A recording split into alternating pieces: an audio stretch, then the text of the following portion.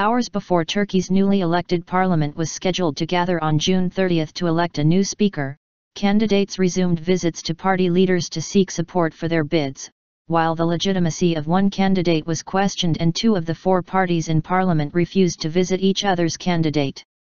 Meanwhile, acting Parliamentary Speaker Deniz Baykal of the Republican People's Party, CHP, announced that he would chair the plenary session, yet would not cast a vote as he is running for the post after having been nominated by his party.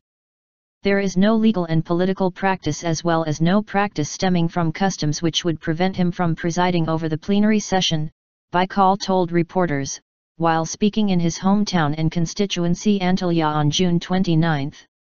There is also no legal obstacle prohibiting him from casting a vote because he is a candidate, Baykal added. Although there is no legal obstacle, in order to prevent any hesitance in anyone's minds, as well as any ethical problem, I will not cast a vote at tomorrow's session, he said. In the first two rounds of voting scheduled for June 30, candidates are required to get the support of at least 367 members of parliament in the 550-seat assembly. In a third round of voting on July 1, a minimum of 276 votes is needed. In the fourth and final round, the candidate with the most votes will be elected speaker. Acting in unity and number of seats.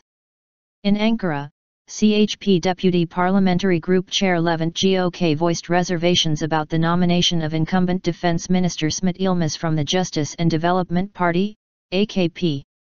Speaking at a press conference, Gök underlined the differences between a deputy and a minister as Turkey has been governed by the principles of parliamentary democracy, which is based on the separation of powers. Mr. Smit Yilmaz, who has been nominated by members from the AKP, is part of the executive body. According to political ethics, as part of the executive body, Mr. Smit Yilmaz should have been nominated after he resigned from the Defence Ministry, Gök said June 29. We believe that Yilmaz's candidacy process is not in line with democratic customs, political ethics, and parliamentary democracy, he said. The AKP has 258 seats, the CHP has 132, while the MHP and the HDP have 80 seats apiece. Tours.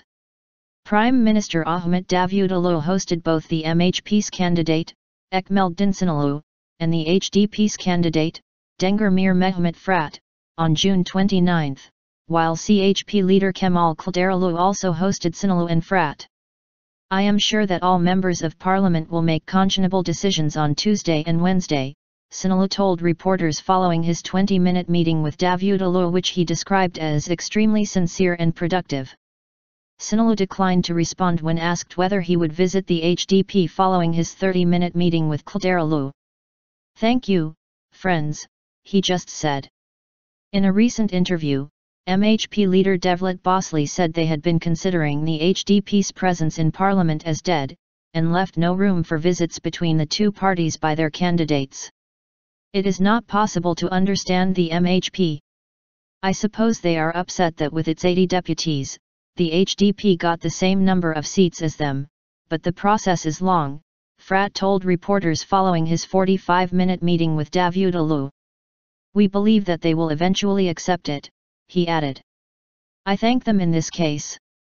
Perhaps, it goes on and the way for the Speaker's office opens for us because when you offer so many opportunities in politics, it would be difficult to reverse it, Fırat said when asked about speculations that 60 deputies from the AKP would lend support to him in the third round in order to eliminate Baykal. We will see it all together on Wednesday, but I believe that there will be no resort to such methods, Fırat said, when asked the same question after his meeting with Kılıçdaroğlu.